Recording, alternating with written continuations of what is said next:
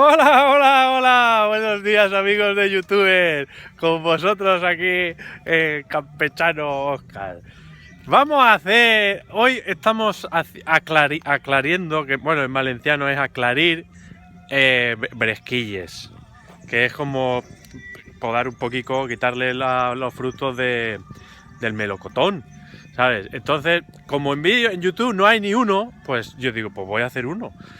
Porque claro, como soy un experto en quitar, en aclarir melocotón, pues yo digo, y así que tenga muchas reproducciones y gane dinero, ¿no? O algo. Bueno. Pues nada, aquí tenemos el típico melocotonero, como podéis ver. Muy bonito, está muy bonito. Todo este campo es mío, ¿eh? Todo mío. Si os dice alguien, no, eso no estoy. Sí, es mío, es mío. Mío. De hecho, estoy aquí y voy a hacerlo. O sea que. Bueno, pues mirad, aquí tenéis una rama típica llena de melocotones hasta la saciedad por todos los lados. Pues lo que hay que hacer es quitarle los.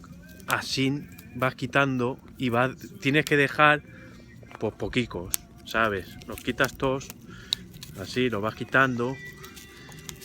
Ahí estamos. Y dejas, pues yo que sé, en esta rama dos, para que luego se hagan gordos y hermosos, y así yo luego los pueda cobrar a buen precio, ¿sabes?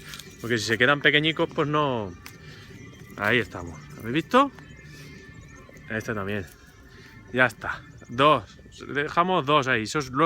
Luego se hace de gordo que te cagas. Y nada, y aquí tenemos otra, y así sucesivamente, así todo el árbol. ¿Qué os parece? Bueno, que si os ha gustado el vídeo, darle manita arriba, like o como se llame, en el idioma que queráis, like, me gusta y tal, y así yo gano más dinero, más cuartos. Y puedo comprar más campos, como este. Este es mío, lo he comprado yo. Entonces, si me dais like, cobro más dinero en YouTube y puedo comprar más campos y hacer más vídeos. Si no, no puedo. Y estaría canino. Bueno, venga, un saludo amigos de YouTube. Hasta luego, Lucas.